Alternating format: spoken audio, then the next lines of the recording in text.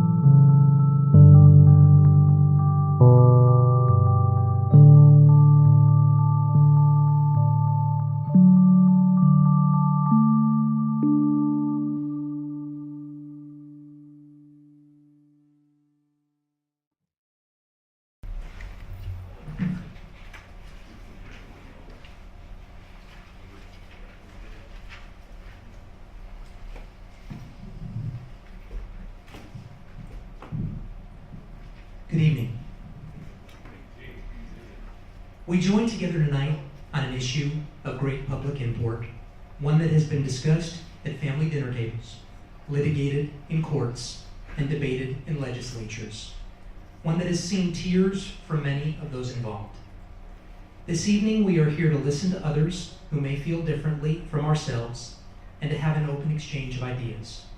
The expectation isn't necessarily to reach a conclusion or even consensus, but to get at the nuances on the issues and perhaps understand varied perspectives a little better, being mindful to respect our differences, willing to hear the opinions of others, and open to learning something new. Honest disagreement is often a good sign of progress, Gandhi said. Thank you all for your attendance and your civility. Mr. Simon, the first question is to you. Is there any right more fundamental than that of a person to live or die?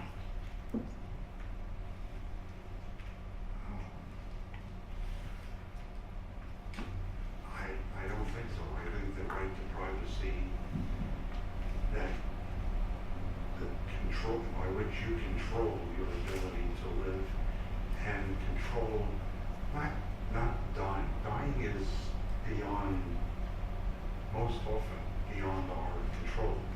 It's the circumstances, the timing, and the manner of our death that I think is fundamental.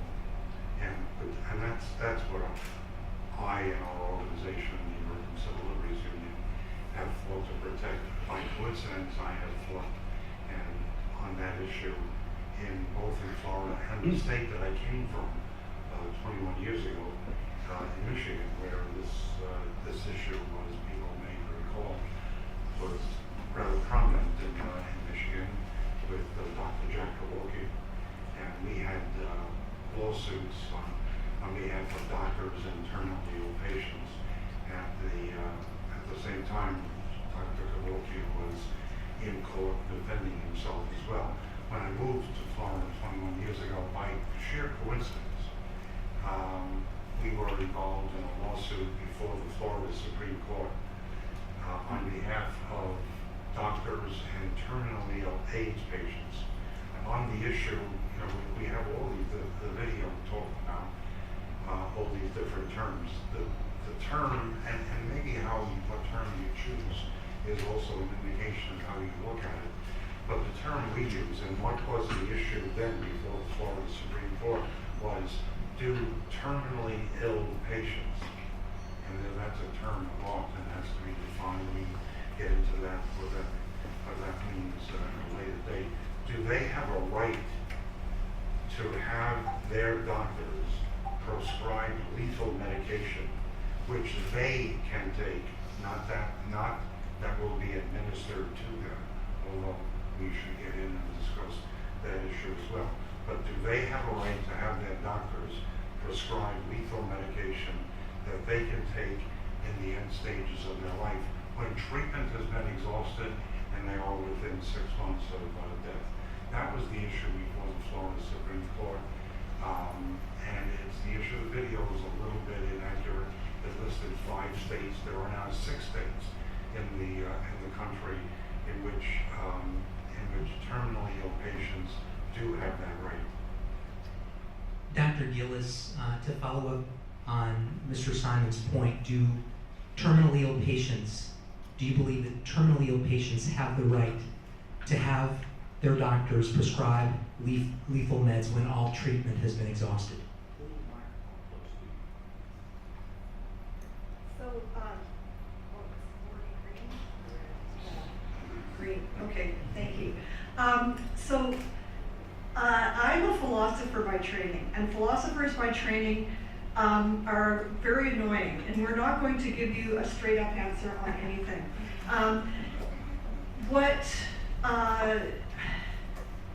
The kinds of things that concern philosophers, like we don't have individuals have political points of view. The concern with philosophers is to try to understand the concepts that are being discussed when we talk about these things that we've already brought out. There's a lot of different terms. And what kinds of things are actually at issue. So I think that one of the things that's already come up, and if you want to start to see how annoying a philosopher can be, I'll ask, again, we're speaking to talk about a lot of different things at the same time. And one of the things that I'd like to talk, does everybody know the difference between the states that we've talked about and what the acts are that are legal there, and the Kevorkian case, and what's similar and what's different about those two things? Because they're very different. I'm sure we're not. Please, because they're very different things. Because what we're talking about in the States was when a terminally ill patient, and that's a patient who only has 6 months or less, they've been diagnosed as having 6 months or less to live, okay? And the next important thing is that they have something called capacity. And capacity is the ability to be able to make decisions for oneself. Okay, it's not talking about somebody who's already unconscious. It's not talking about somebody who either throughout their life or later on can no longer make decisions for themselves. So we're already talking about a pretty small class of people. They are prescribed a lethal dose of a drug to terminate their own life.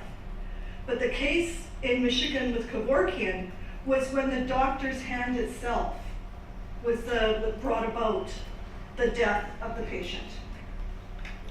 So it's, we can talk about different kinds of things, but that's a huge issue because, and we can get into the nuances of why Kevorkian actually finally did what he did, because the patient had ALS and could no longer do it for himself because it left too long, so the patient would have taken his own life, but he couldn't. But they're very different things. So the question becomes, like philosophically, is this the same thing as suicide? Right? And that's what a lot of religious people who have religious bents are concerned, and non-religious as well. You don't have to be religious to have problems with the idea, the ethics of suicide. So one of the things that we say is this exactly the same thing as suicide, or is because the patient is dying anyway, and because the patient has the capacity to make their own decisions, does that make it a different kind of case? Dr. Gillis, if the person in Florida has the capacity, if they have 6 or less months to live, if they're able to make the pronouncement both in writing and orally, is legislation in Florida something that you would support as a medical ethicist? Again, I'm very annoying. I'm not going to give you an answer to that. I'll bring up my concerns, like in the things that I think that we have to talk about before we give a yay or a nay on that. And so a person with capacity being able to make decisions for themselves. One of the things that everybody can do as a patient is give their informed consent, and we should be giving our informed consent for any medical procedure. And the ethical underpinnings of informed consent are the right to respect what we call patient autonomy. And autonomy is something that human being, it means self-determination. It means that human beings can, once we reach the age of majority, and if we have capacity, can make decisions for ourselves to live our lives the way we want. And that's what you mentioned at the very beginning when you talked about a right to life. You talked about the right to pursue a life the way you wanted. Now, if we have those things, We also have at the same time, like when you consent, like I say this to medical students all the time, it's about informed choice. It's really not informed consent. When we say to a patient, here's what we'd like, here's the situation, here's the diagnosis, here is the evidence-based treatment that we'd like to go with, and we don't see any good alternatives, this is what we'd like to go forward with. And a patient, if they understand it, you can ask them questions, you can see if the patient understands what's going on, but the patient has a right to refuse the treatment. Right? That's what we mean when we talk about respecting patient autonomy. It just doesn't mean that I've talked to you and you agree with everything that I want to do with you as a physician. I'm not, but suppose I were, right? And just by the way, it's really interesting that physicians usually don't judge or they don't worry about the capacity of patients unless they disagree with them. But it's true, it's absolutely true. But the whole point, and it's a really robust concept, that when we talk about respecting patient autonomy, yes, it means operationally that we have to get informed consent for procedures, but it also means the patient has a right to refuse, right? So when you start to talk about things like, I would like to put on the table whether or not when we talk about wanting to die, and remember I said that we have to look at this as, is this a kind of suicide, right? It's perfectly legal for a patient who has capacity, who has not been judged as depressed, which, getting a terminal illness diagnosis is usually not, it's a trigger. Whether or not refusing food or refusing water, which is legal and will hasten your death, is the same thing. And if we allow one, and we think, because we think that this one is ethically okay, then why don't we allow the other? Mr. Sondland, if we could get back to you, what impact could right to die laws have upon the private business community? Could you discuss your thoughts on a private business having to pay for, or a religious hospital having to provide a procedure it is morally opposed to? Sure, I'm not sure I understand the first part of the question, but I certainly understand the second part of the question about religiously affiliated hospitals. I'm not sure about the first part, but Judge Paul, can I take a second to respond a little bit here? Because we didn't have a chance, we haven't met before, we didn't have a chance to talk about this. So I want to make a couple of things clear. I have not now, nor have I ever been a lawyer. Judge Paul is the lawyer. I am, by coincidence, a philosopher. I have a PhD in philosophy, and before 44 years of a career with the American Civil Liberties Union, I taught philosophy at 2 different universities in the Midwest in the United States. So I went from teaching philosophy to working for the ACLU because I wanted to advance and defend values. So I will be maybe not annoying like a philosopher, but I want to put something out on the table about, in answer to the question about whether we should have these laws. I think your question was, should the legislature enact laws? I have to say, I think the legislature should enact a law. I don't think the legislature should, because I think it is so fundamental as a constitutional right. It needs to be recognized as a constitutional right, not a law that can be passed by the legislature, which they can amend and repeal next year or the year after. So I do want to say, and putting it out there and try to elicit some conversation about this, my God, I think this is the middle of a revolutionary moral and intellectual process that we are involved in this country.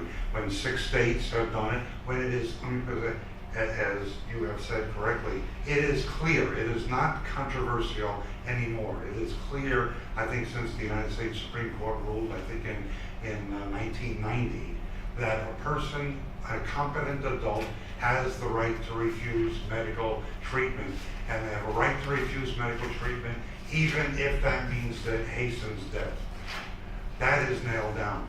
What is not nailed down is, while I have a right to refuse treatment and hasten my death, I don't have a constitutional right in all but 6 states in the United States to have a doctor prescribe medication that will hasten my death in the end stages of a terminal illness. So I want to say, as clear as I can, I'm an advocate against that. I think that needs to be changed. I think we need to recognize that right. I think I want you to think about what the practical consequences are of not having that right. And of course, I see the practical consequences of not having that right, and I know and I hope and I presume people will disagree because the video talked about two different points of view. Not having that right, in my view, is medieval and barbaric. It says to people that, I'm sorry, but you're just going to have to endure pain and suffering in the last few weeks of your life. And I just don't think that that's the way an enlightened society should live. Now, let me go back to your question. I'm going to, if you don't mind, skip the first one because I don't understand. Okay. The impact on business. But I certainly understand the impact on religious hospitals, and I want to say I lost track of the percentage, but I think maybe more than half the hospitals in this country are Catholic-related hospitals. And Catholic-related hospitals operate under the protocols, as they're not called protocols, what are they called, of the Catholic bishops. They are the edicts, protocols, or the directives, I think they're called directives of the Catholic bishops, which means that there are certain procedures that they will not perform. Obviously, they will not perform abortions. They may not perform many of them tubal ligations. And this is what you raise is a very interesting issue. And you're the lawyer, and you're the judge, so I want to ask you the question about this. Because, I should have started this program with telling you I'm not allowed to have opinions on this issue. But here's the problem for Catholic-related hospitals. A person shows up with an advance directive, and the advance directive might be do not resuscitate, or it might be I do not want to be sustained by extraordinary artificial measures. And the person has a catastrophic automobile accident, and because most hospitals in this country now are Catholic-related hospitals, they get delivered there. What does that hospital do? I don't think I guess what happens is, and I'm no expert on the administration of Catholic hospitals, but I presume what that means, maybe Henry help me out here, I guess what that presumes is that they get transferred somewhere else. Well, generally speaking, the directives make a distinction between passive and active, right? So the withholding of treatment is perfectly permissible and not in any way problematic. Active prescription or active termination of life on the part of the medical professional is a violation of And so medical is directives. withdrawing care too in Catholic hospitals, because withdrawing care is considered passive. Withdrawing care, such as removal of feeding tube, is considered an active form. Well, I thought that letting go was a passive form because it was allowing natural death. No, it's because sustenance, both with respect to food, but also the ability to breathe, is so fundamental or constitutive of life itself. The impeding of that or the hastening of that by removing it is an active mode of euthanasia, and thus not, ethically permissible. So let's get it out on the table, because there are two big words hanging over this event here, which is another major lawsuit that we were involved in, probably the most bitter and contentious lawsuit that the ACLU was ever involved in for a period of 6 years, and those two words hanging over, which is what Dr. Mack is alluding to, is the Terry Schiavo case, because that's exactly what happened about the issue about the withdrawal of nutrition and hydration that hastened death, and there was a big battle when the then Governor Jim Bush got authorization from the legislature and from Congress to intervene in the case and prevent the withdrawal of nutrition and hydration.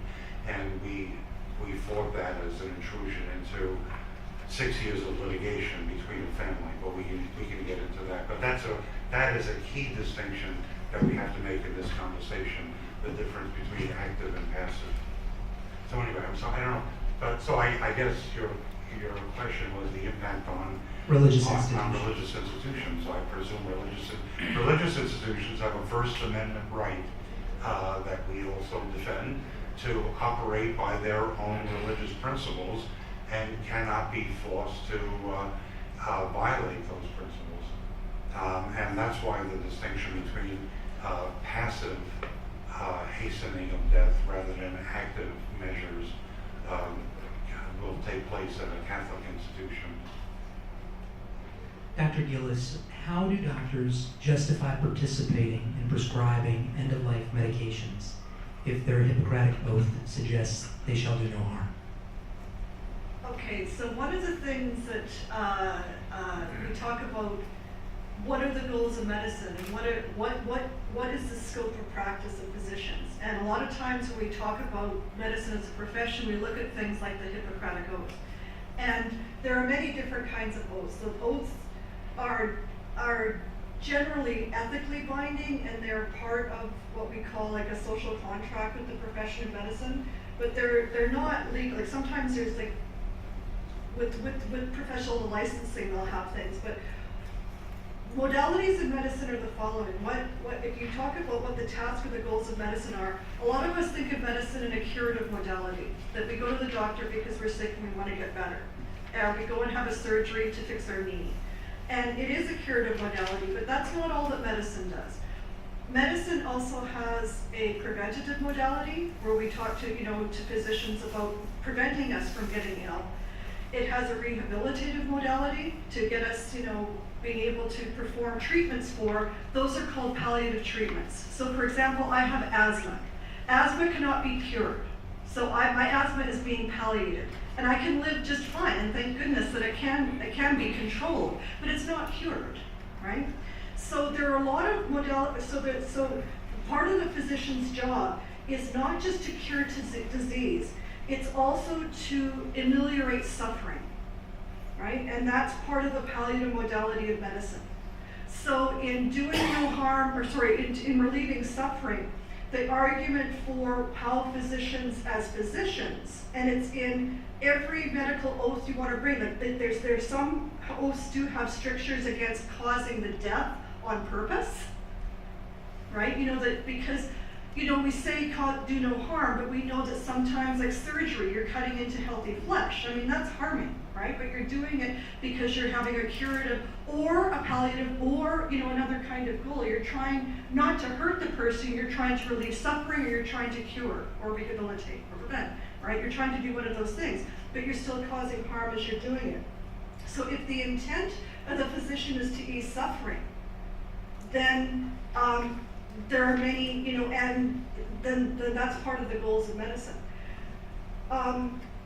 Taking a person's life, like in the Kevorkian case, like then you're going to have issues like with the American Medical Association, for example, that has a prohibition of their members to, for example, be in attendance at capital crimes, like for death sentencing.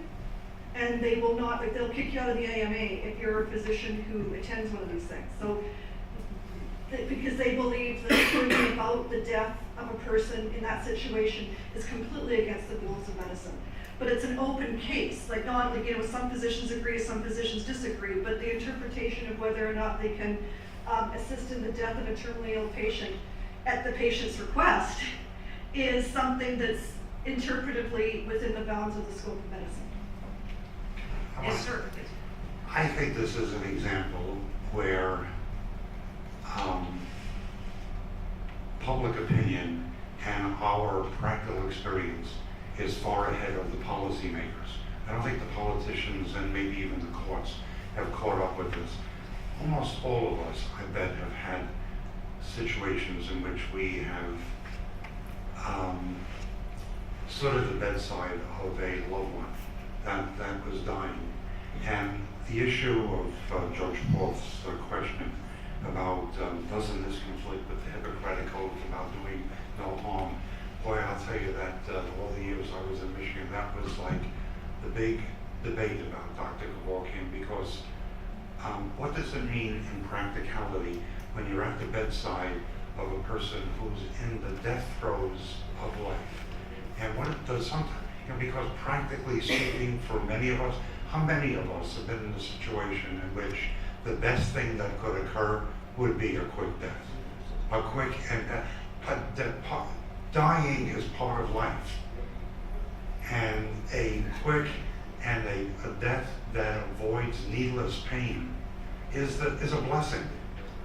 Can I interject here? There's no anesthesiologist that can't put you out of your pain without killing you, if they don't mean to. I mean, sometimes it happens. And put you into essentially knock you out. So, but that's it. But you're saying, like, I'm not going to experience the pain if I'm unconscious. Right. So let's not. It's not an either or here, right? I mean, we do have amazing drugs and we have amazing clinicians, and so it's something that we call palliative sedation, right? And so this does happen in some of these cases where a patient is palliatively sedated, which means that they might be in so much pain that they would rather be unconscious because they can't handle it. So we can do that. It's another question of whether or not we ought to just let somebody go. That's a different question, but it's a fact that we can have drugs to get us out of the pain.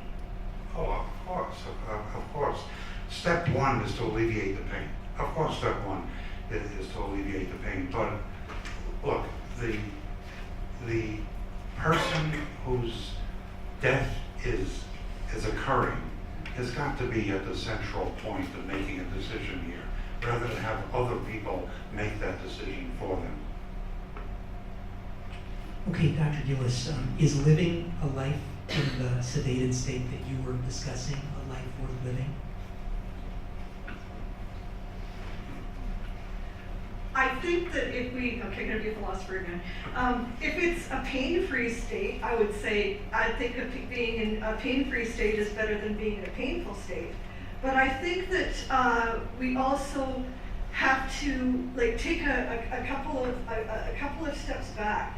And I think that a lot of times when we have this idea of end of life, and this is something that when you're talking about things that we could all agree to, like we see the person who is with all the tubes and can't really do anything and has to be attended to all the time and really doesn't know what's going on. And this is a state that could go on for a long time. And it's also, and I'll just say it right now, extremely expensive.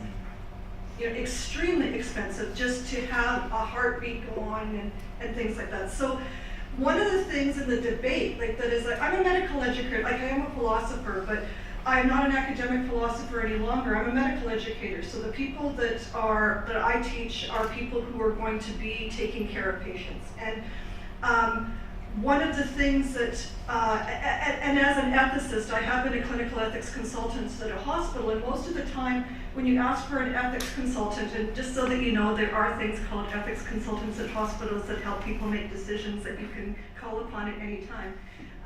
Do they answer questions? They help people. Because they help people discover their own. This is our job is to try to get people to make the decisions for themselves. That we don't influence people with their points of view, is to try to get people to make decisions for themselves. So of the things that we try to do is to say, what are the alternatives? Let's talk about some really hard questions. And let's talk about the preferences and the values for the end of life before we even get there, before we get down the road. And what kinds of options do we have before we even get into that bed? And things like, we mentioned the word advanced directives, and we're coming up on National Health Decisions Day, in case you were wondering. And this is a day when we talk about having the conversation, which is a very difficult conversation for people to do. And one of the things, if you look at the studies that people have done, most people do not want to die in the way that we're describing. That is not most people's preference, right? So I would say maybe we should start our education or discussions before we're talking about right to die, and what are we going to do with conscientious objection of providers in hospitals, and what laws are we going to invoke? Because to talk about care of ourselves and our loved ones, I think we should be moving the conversation back and start to talk about some really difficult things on the, what do you call them, the upstream, not the downstream? Judge, can I suggest Yes, please. Perfect. Mac to come up and Great. So we were missing our third panelist, and from what I understand, that we just can't get in touch with her. But yet she was supposed to represent ostensibly the opposing viewpoint from Howard here. So my views don't represent Broward College, and I'm just going to play devil's advocate with respect to the this conversation. And if I may pivot back, Yes, please. pivot back to the question about how this may impact private businesses. Yes, please. And religious institutions. And religious institutions. Howard and I debated this topic with respect to the impending legalization of gay marriages and how gay marriage may affect private business owners such as Hobby Lobby or the cake baker or the flower organizer or whatever, right? And so with respect to this issue, I guess the question is for you, Howard, if the Right to Die movement is going to proliferate in the way that gay marriage has across the country, what impact may that have on private business owners such as Hobby Lobby, who subsidize the insurance for their employers, or rather employees, and say one of the employees or the employee's spouse or whatever wanted to exercise such now the privileged right of active euthanasia on the part of a medical physician? Would Hobby Lobby be compelled to provide money toward a behavior they find objectionable? Morally objectionable. Morally objectionable, yeah. Well, I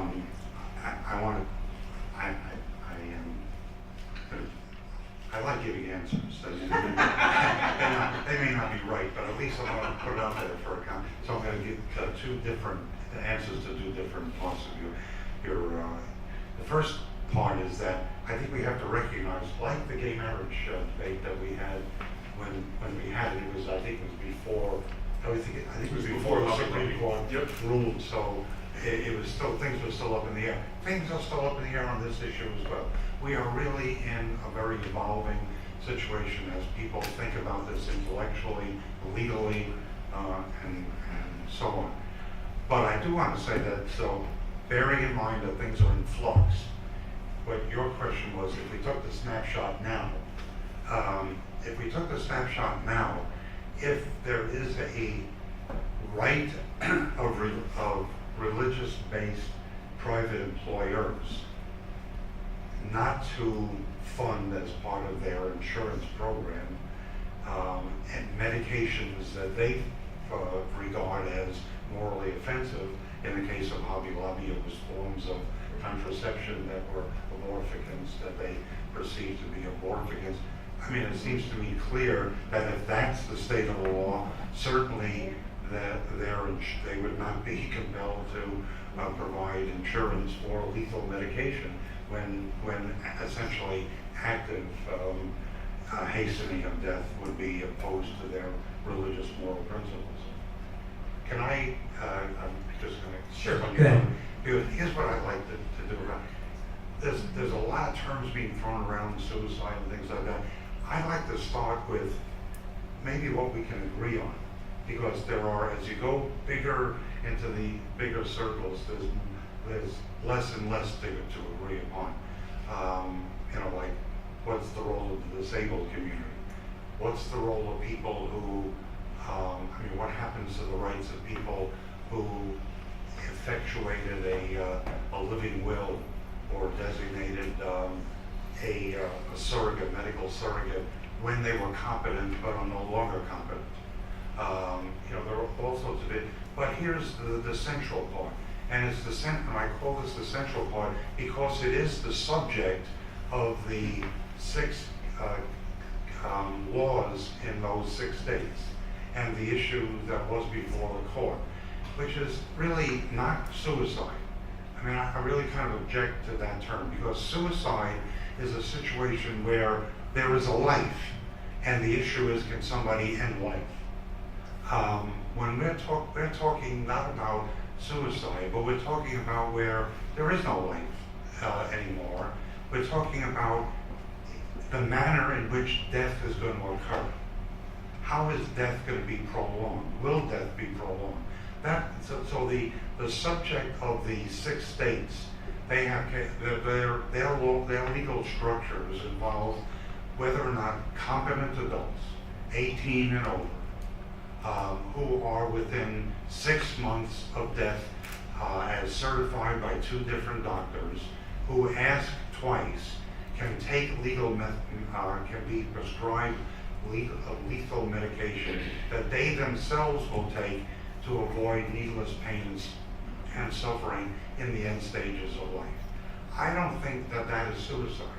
That is a way in which a person is able to control the circumstances of their own death. Dr. Mack? So I guess maybe that assumes a few things, right? It assumes that life, as defined by you, largely depends upon one's ability to feel pleasure or pain, right? I don't know where you got that from. Well, because it has nothing to do with me. No, I'm sure. trying to put the person. Sure. That person is the central person. it came from I'm the not making I'm not making any valuation of the value of that person's life.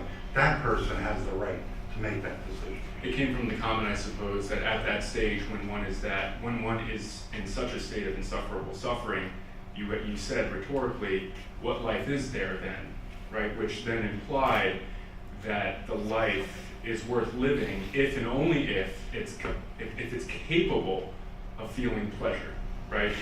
Or if it's Well, if I said that, that's not what I meant. What I meant when I said there's no life is just that medically, death is going to be occurring. Sure. It's going to be So I occurring guess- in a week, 2 weeks, in a few days.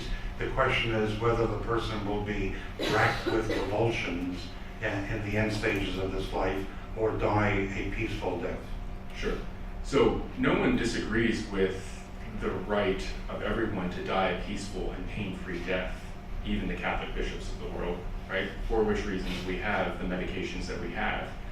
So very often it's possible to die a pain-free death without engaging in active euthanasia, right? Either on the part of the individual, if that individual so chooses, by his or her own capacity, or on the part, or entering in a very tricky situation or discussion with respect to the role of the medical professional in this, given their oath and the responsibility as a medical professional, right? I don't know what you mean by active euthanasia. I mean, suicide, but you wanted to redefine the terms, so. But I don't think that my taking some pills that are on my nightstand in the end stages of my life is active euthanasia. Active euthanasia may have been what Jack Kevorkian did. When euthanasia means somebody does something to somebody else. That's euthanasia. And euthanasia also has within it the connotation that somebody does something to somebody else who hasn't consented to it. Mm-hmm. Consent is the key issue here. And not active, but I'm doing it to myself. Sure. I am taking lethal medication that I'm administering it to myself. Nobody is injecting me with anything. That's what Dr. Kevorkian did. That is not aid in dying. That's why these terms are really crucial. They are. About suicide, euthanasia. Euthanasia has a history of imposing it on certain minority communities. I don't see taking prescribed medication as euthanasia. And I don't think anybody would define it that way. Dr. Gillis, did you want to weigh in on your definition of euthanasia? Isn't this when we always talk about the undergraduate student paper that came out that said euthanasia?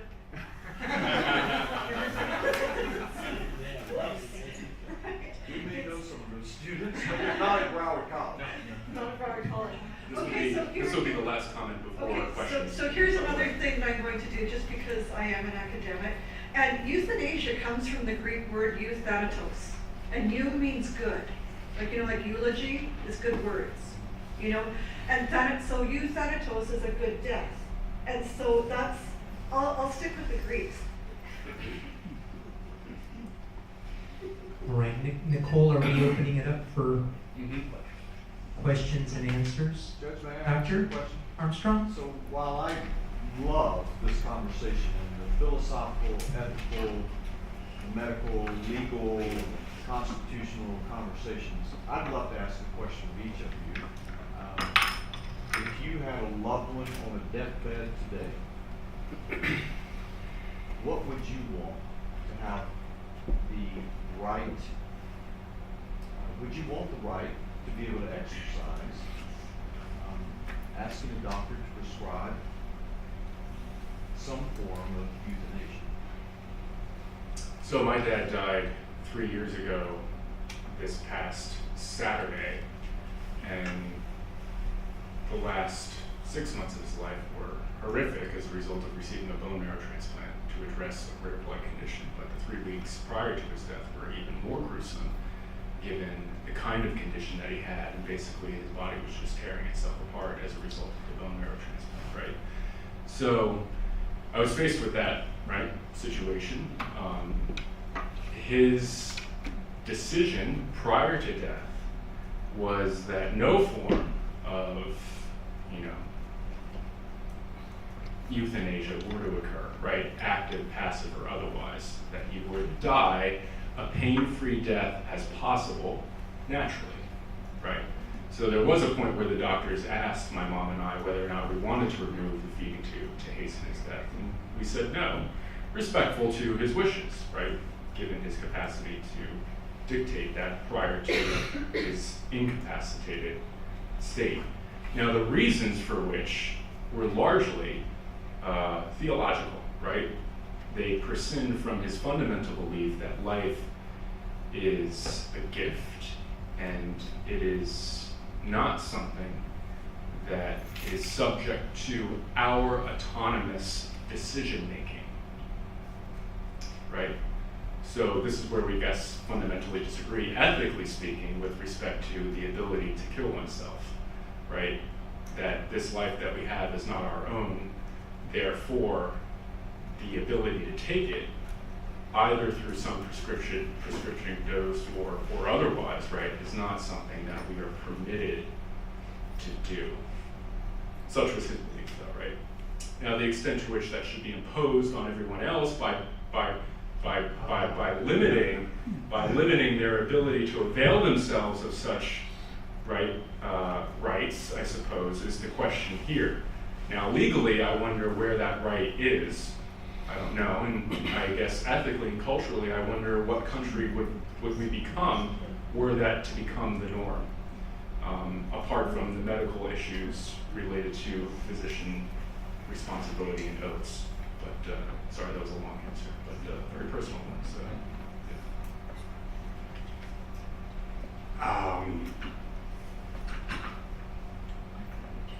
I would like to live in a country in which people's wishes are honored and respected. That's what, and I want to say something. I mean, Henry and I have known each other for years, so I hope nothing I say is offensive. But I do want to say that, and I want to live in a country in which my relatives can die in a way of their own choosing, and not forced to die by someone else's theology, which happens to be reflected in the law that denies them the ability to die by their own choosing.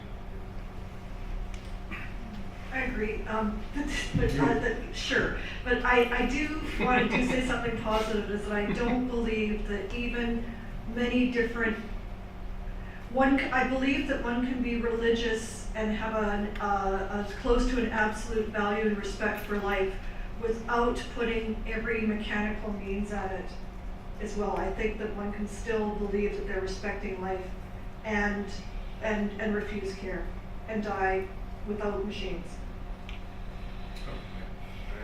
But I lost my father as well, and he went through, again, 6 years of medical care in Canada, which means that my family didn't have to sell their house, but that's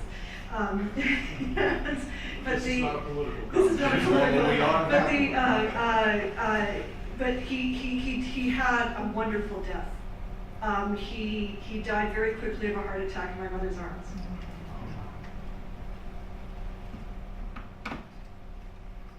Right. Oh, okay, good. I had a lot of things I wanted to ask, and so I'm going to try to concise it down as I usually do. Right.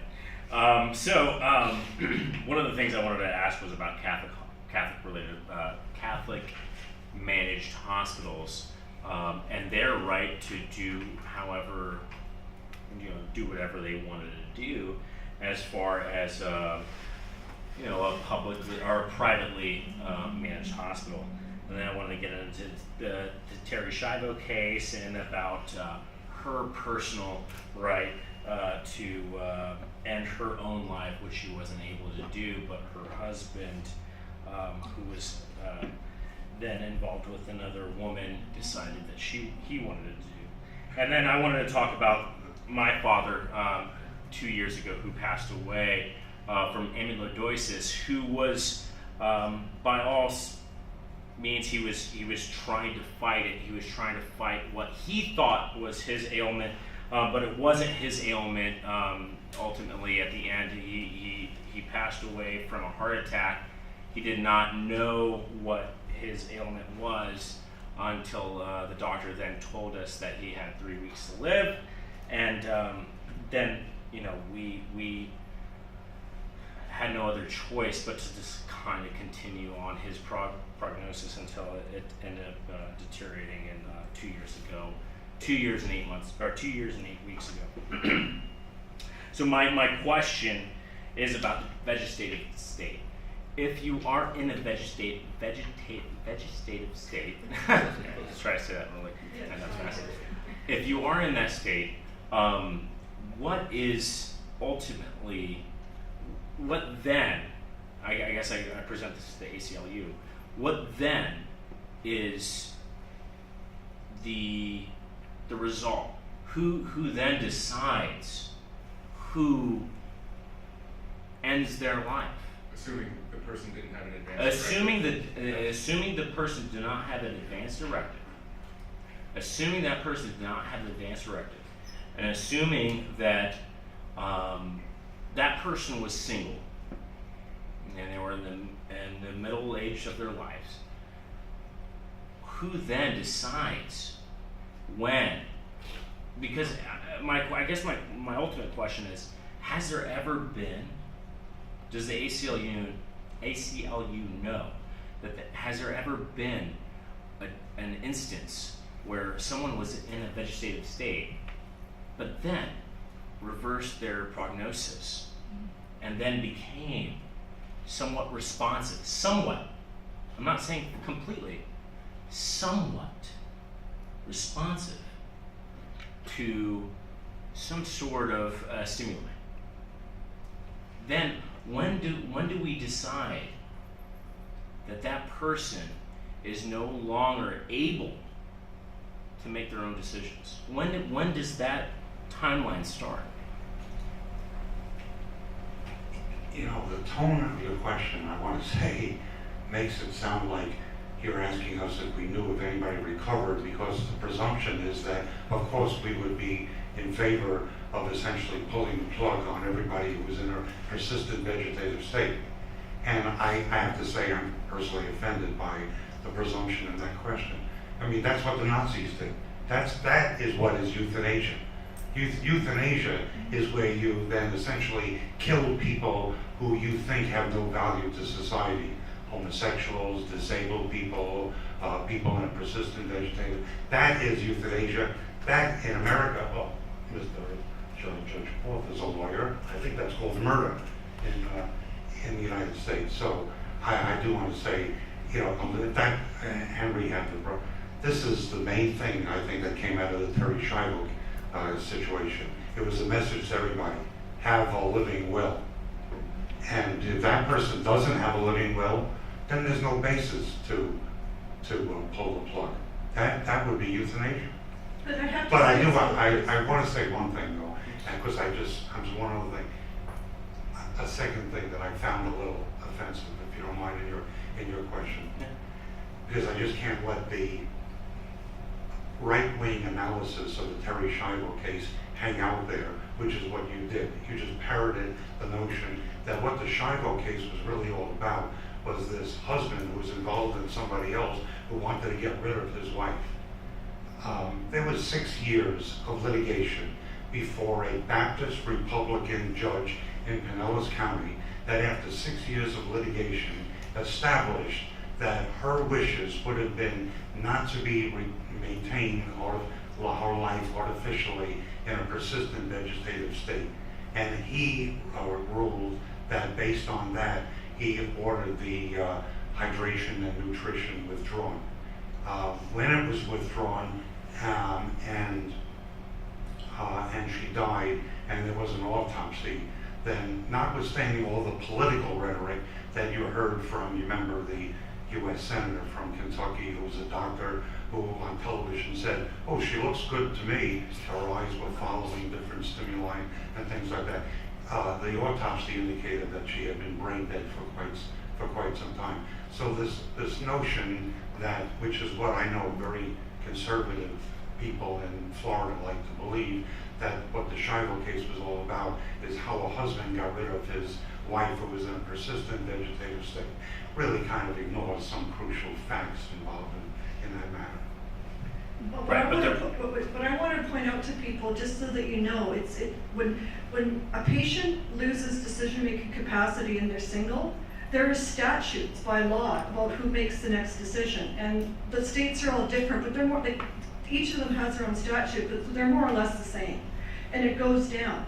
But it's not just who can make the decision, it's by what standard is the decision made. And the two standards that are usually made are, so you have, if a patient has capacity, the standard is informed consent. If a patient loses capacity but had capacity before and had a living will, advance directive, then that's what you go for, right? If the patient doesn't have one written down, then you go through that statute list and it goes to the spouse. If there's no spouse, so there's a list, right? But the standard by which you make the decision is what's important. And the first standard you go to is something called substituted judgment. And the standard of substituted judgment says, do we have good reason to know what the person would have wanted to do according to their own preferences and values in this particular case? And I've been on hospital ethics committees where we've found people who were homeless and they were in a persistent vegetative state. And we were so concerned to want to know what their wishes were that the caseworker, who's a social worker, was phoning the homeless shelters to see if the fellow had any friends, to see what his decision might have been in this case. So if you go through all of that, you still have no clue about what this human being would have wanted to do in this particular case, then you use a standard that's called the best interest standard. And the best interest standard goes to what would be the best quality of, what would be the best, standard of care in this particular situation. So not what this particular individual would want, but what would the best thing to do be for a human being. And sometimes it is stop the care. But sometimes it's to maintain. But sometimes it's not. Right. Right? And Right. so it's And that's really, where the Terry Right. Shiloh case, where Yeah. the But dispute was yes. between the family and Yeah. the ex-husband. and exactly, okay. But remember, I'm just saying that there are rules for this, there are state statutes, so that we do have, it's not just anybody and his dog making a decision for a person who isn't married and can't speak for themselves. The other thing is that we're learning a lot about consciousness in states. And now, there's comas and it goes all the way down to brain death, but there's also now a new category called minimally conscious state that we're dealing with. So as we find out more about the brain, we're learning more different things.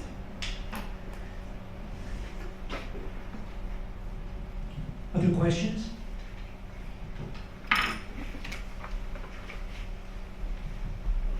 Good evening, everybody. My name is Sarah. I work here at Broward College at the student newspaper. My question is, don't you feel that having the right to die will be a way to provide people with the opportunity to die with dignity? Suicide is something that happens every day, whether we want to admit it or not. Don't you feel that having this right, the legal way, or could make it a dignified death? Because at the end, suicide ends up happening. How do you feel about that? So I guess those that are not in favor of the right to die, so to speak, would not think that having the right is a necessary condition for having a dignified death. Right? You can have a dignified death without having a doctor proactively prescribe medicine for you to take so as to commit suicide, right? I use the word euthanasia, but I know we're disagreeing on the terms there. So, What do you mean by an example of that, in refusing food or water? so that case is very much different from one's ability to refuse food and water too. So the right to die movement is less about the patient's right to hasten their death by means of withholding food or water or air, and more about the physician's right or the patient's right by the physician to have that medicine prescribed to him or her.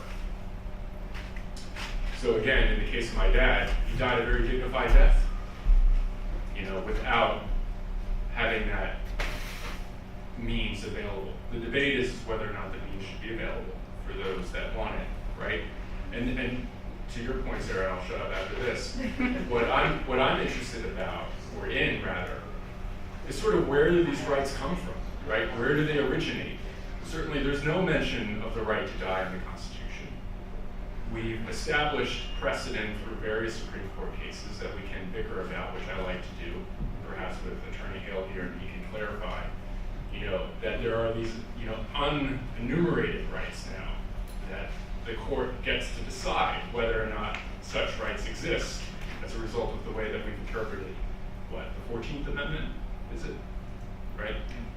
So how it's possible to have these rights now come about, apart from the legislative process, is something that Howard and I have long bickered about, right? Well, in some of the states that have it, they did it by initiative by the people. The people created the state constitution. Sure, I guess so that would be less offensive to me. Sure. Yeah.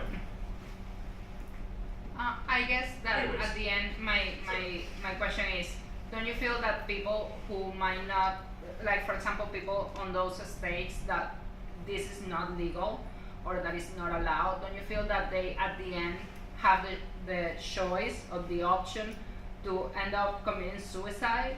Because, they can do it anywhere they want and any way they want. So why don't just allow people to do it, maybe a painless way to say, to phrase it that way? Do you know much about the history of the Hemlock Society? That was like I remember when I moved to the States, there was something I learned about called the Hemlock Society. And it was a group of people before any of the legalization in the States. And it was like an underground network of senior citizens mostly who stockpiled drugs, right? And they knew exactly what would kick you down and what wouldn't. And it takes a lot of regular prescription medications of a certain type, and I'm not a physician, and I don't know the types of prescriptions that they were probably, benzos and things like that, or narcotics of some kind. And they would stockpile them so that if people did want to hasten their own deaths, like there was a network where you could get this. But one of the problems was how difficult it was to take all these medications to get the efficacy that you needed. And so I think that this is what you're talking about. This was brought up over and over again to say, my goodness, look what people are going to the extent to do in order to do this, right? And and I don't want to be crude or anything, but I've been at debates before where people just say, well, if you want to go, there's a gun, just go use a gun. And that's just not something that anybody wants to have to do themselves or to leave for somebody that they care about. You know what I mean? Or even for strangers, right? So these are usually the things, I think that's what I was hearing when you were bringing this up. Thank you for your time. You want to go over to Mike? Yeah. Great discussion. Is there or are there any countries that have a right to die as a national law? And you're shaking your head, Ms. Kelly. Switzerland is a big country for this, and I have colleagues, I'll be going to an international conference, and Switzerland is actually considering decriminalizing suicide, generally. But they do have it. This is why there was that fellow with ALS who went, and there was a television thing on that. He was an American who went to Switzerland, and it was for physician assisted, because ALS is that disease that it's a degenerative disease, and that you still are being able to make decisions for yourself, but your body goes, right? So this person wanted to be in the world and enjoy life as long as they could, but it got to a point where they could not do it for themselves, and they didn't want to have their family members be in trouble with any kind of authority, so they went to Switzerland to have this done. Are there any other countries? Well, I know that there's pretty open rules or laws in the Netherlands, in Belgium, in Spain. I mean, I'm sorry, I can't, I'm just thinking of colleagues that are at this conference, going, okay, there are so and so of these people, but I know that Switzerland is usually the one that people look at for the most robust rules on this. But there's a pretty good history of well, Montana is maybe the most recent, but the states on the West Coast, California, Washington, Oregon was the first one. There are now several years, maybe close to 10 years now, of experience, and you could look at the experience of those states. One of the things that's very interesting is that in those states that have legalized, again, I'm not an advocate, I'm not here as an advocate of suicide. I'm here as an advocate for the right of people to end their lives in the end stages of a terminal illness. That's what I'm here for. But one thing I thought that was really interesting about the figures you see in those states that legalize it is that, I don't know numbers, but like in Oregon, I think in 1 year, there might have been 234 people whose doctors prescribed lethal medication, but only 141 died by the medication. Some chose not to. It's kind of like, I forgot the term I'm trying to think of. It's something that is there in case you feel like it's necessary. But not everybody ends up using it. So people said with that it was about control. Like it was about being able to be confident to go forward with the end stages of one's life because one was in control. And so that they thought, if I can't deal with it, if it's too much for me to bear, I've always got it here. But many of them could bear it. That's an interesting concept. I appreciate that. Thank you very much. Could we squeeze in one last question? Yeah. The young lady in red? Very good. Hi, my name is Jonna Emil. I'm a registered nurse, so I have seen a lot of death, uniquely in pediatrics, because that is my clinical background.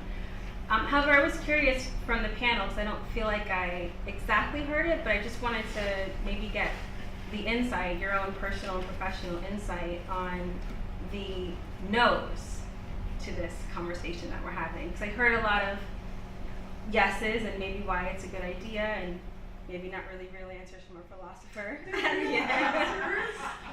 But what outside of religious context, what are some things that we are not thinking about that would be the no to this?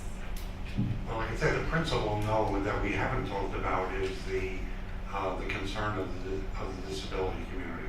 That's the principal no, and even in states that have legalized and regulated this, there has to be strong regulation to make sure that that people aren't pressured into doing their financial burden on their family.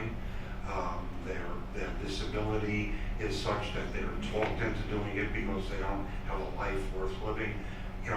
I'm trying to put the individual in the center, and the individual's decision to hasten their death or their individual's decision to fight for life, either one. But that has to mean that there's got to be regulations and prohibitions on having this practice for people who are where it's not voluntary, they're coerced. They're coerced in some way, coerced by family members, coerced for economic reasons, coerced because they have some disability. That's where the big no's come in. The big no's have to come in where where it's not voluntarily but voluntary but coerced. Any final comments?